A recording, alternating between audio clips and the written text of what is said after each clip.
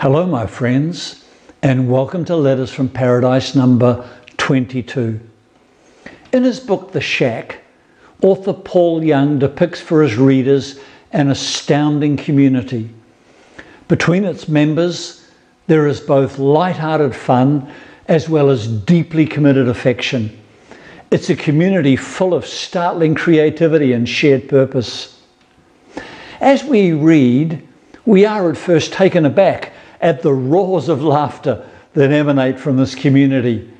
And then we're moved by the power of the love, grace and mercy we encounter there. For sure, Paul Young has appealed to our imagination, yet somehow all the reader imagines has a compelling ring of truth. We know this community as God, Father, Son and Holy Spirit. The love and passion in this community is so powerful that they can do anything. Their wisdom so perfect that they're stumbled by nothing. I love the scene in which we see Jesus' humanity when he dropped a bowl of batter on the floor. It reminded me of the many times that I've made a mess of things, failed and made my mistakes, often to the hurt of others.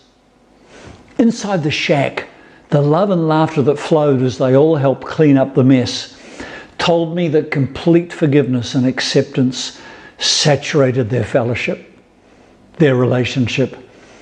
Not a word of judgment or criticism would form in their minds, let alone be spoken. I learnt more about the church by reading The Shack and letting the visuals of this allegory wash over me than in all my 45 years of conferences and pastors' meetings. This was the family in heaven. This was to be the family on earth. In AD 313, the Christian church was given protection and status by the Roman Emperor Constantine. Before then, the believers had lived on the edges of society, persecuted, gathering together in the catacombs, often secretly.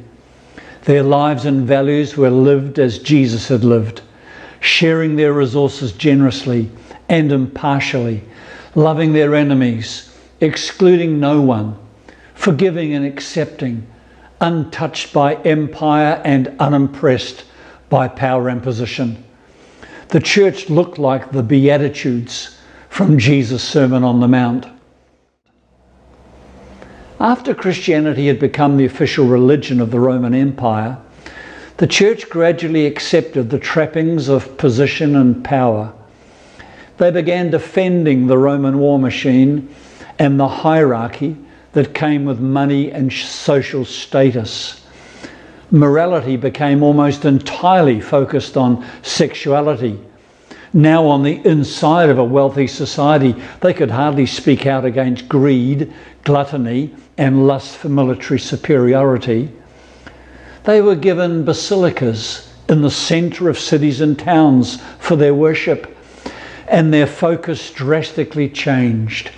Now it was about attracting worshippers rather than infiltrating the culture with Jesus' radical gospel. It was like a different religion, and many chose to leave the institutionalized, attractional church.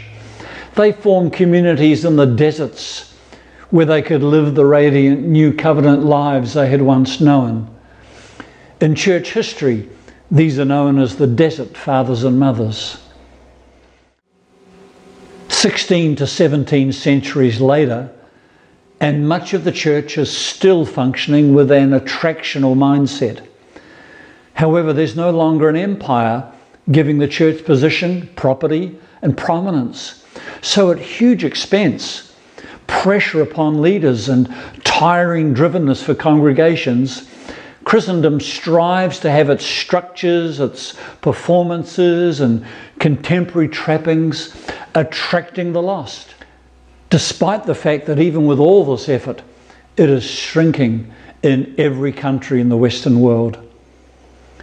During my personal journey, I've been unlearning and learning. a process that's filled my heart with a desire to rediscover what it looks like to look like the Trinity, to reclaim the radical good news of the new creation and of unconditional love that constitutes God's compelling invitation to humanity to live in love with one another and with the God of all grace. I realise now that it's this simplicity and radiance that constitutes church. Well, until next time, my friends, may you be filled with the radiant love that summons those around you out of darkness and pain and into the glorious light of the loving Father, the redeeming Son, and the beautiful Holy Spirit. Shalom.